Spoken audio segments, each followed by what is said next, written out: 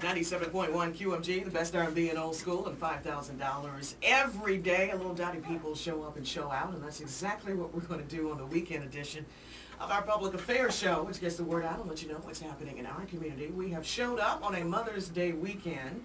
Renee Vaughn with you, and speaking of, I can't go any further on the show without wishing my mother, Deborah, a happy Mother's Day. And of course, I want to give Algenon Cash the opportunity to wish his mom happy Mother's Day as well. Good morning to you, first of all, Algenon. Good morning, Renee. Always nice to see you. Same here. Good to be back. It is great to be able to wish my mom a happy Mother's Day, as well as my grandmother. Wonderful. And all my aunts, because I constantly say, I wouldn't really be who I am if all of them had not made contributions over my lifetime. So I'm actually taking all of them out to brunch tomorrow at the Piedmont Club in downtown Winston. And we're going to have a great time, so I'm excited. Absolutely. Well, how wonderful of you. See, that's why you're the good son that you are, and nephew and all of those good things. And, of course, we want to wish all of our mothers out there who are tuning in to us this morning a happy Mother's Day as well. Well, Algenon, I'm really excited because any time that you're on the show is an exciting time, first and foremost, because you just give some great information. Well, thank you. You're welcome. Today is not going to be any different. I actually want to take the next several minutes and, of course, get our listeners, as always, in on our conversation at 336-680-9710. I want to talk about some common myths about personal finance. Yeah, and that's a big one. It is a big one. And it's kind of ironic, all of the financial part of it, Algenon, really tying in, because I was just reading in a news report yesterday. Speaking of Mother's Day, the National Retail Federation said that it's one of the most lucrative, #1, holidays. Yes. Well, we spend a lot of money on our moms for Mother's Day.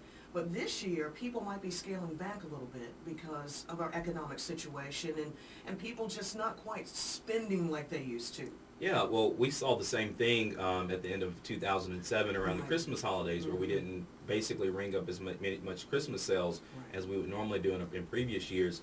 So, often what I tell people, when you look at recession, everybody's hearing the term recession, and that's being thrown around. The actual technical definition of recession is 2 contractions in economic growth for 2 consecutive quarters or 6 months. When you look at the national economy, we haven't seen any contraction in growth quite yet. But we are pretty much flat, which means we're not growing.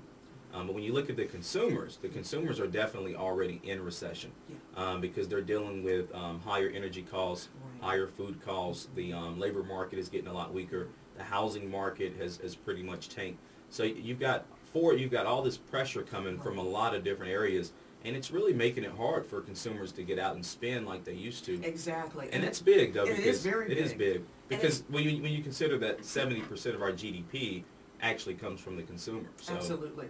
And the fact that a lot of us are really having to sort of readjust our budget, so to speak, Algenon. That's right. And that's the first question I want to ask when we talk about personal finance. If I don't have time to work on a budget, how can I kind of turn that negative into a positive? Is that actually possible? Well, talking about myths, that's a common myth, that I don't have time to work on a budget. And to those people, I tell you, you don't have time not to.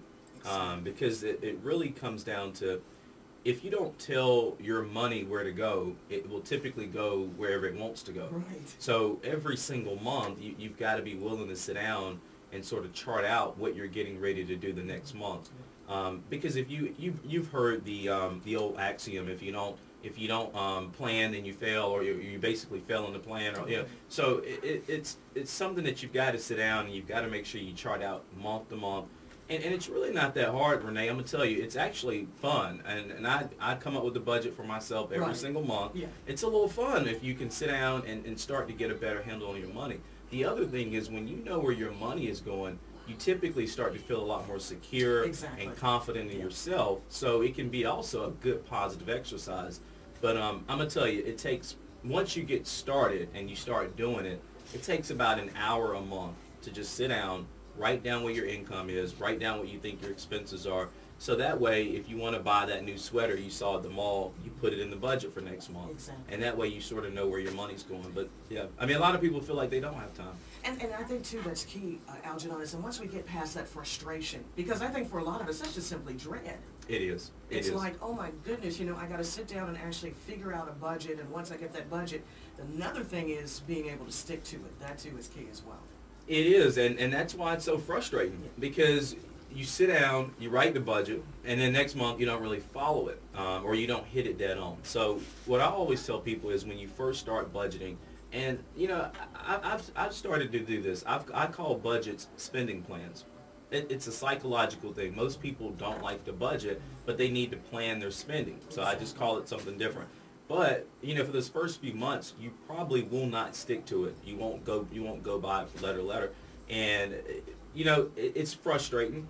But you got to continue to keep doing it. The other thing I tell people is one of the reasons why they don't like to budget is because they don't do a good job of tracking their income and expenses. So, say for instance, Renee, you're sitting down to do your budget, but you have no idea what you normally spend on food. That's a frustrating exercise because you're trying to figure out and you're guessing, and you know you're guessing, so you don't know if you're really going to hit it. You don't know if you should really follow it.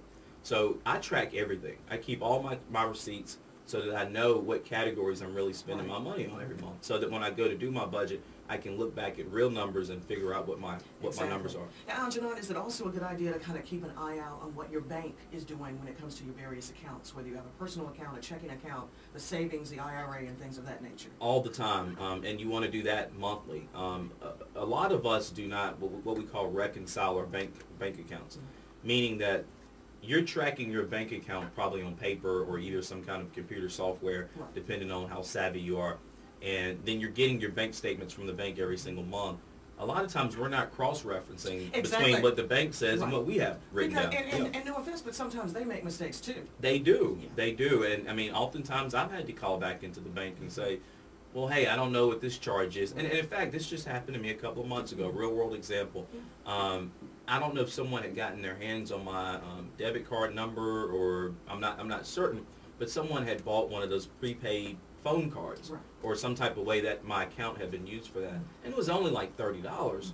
But if I wouldn't have sat down to reconcile my accounts, I would have never noticed that $30. And most people don't notice it because they don't cross-reference what they have really written down. And it's really until those bigger amounts of dollars start, you know, when you're missing hundreds, not thousands, then that's when you get a little worried. But yeah, even the smaller amounts you really should keep a track of. You should, because that all counts. I mean, you know, that's $30 that you could stick into your IRA that month. So That's right, and use for other expenses as well.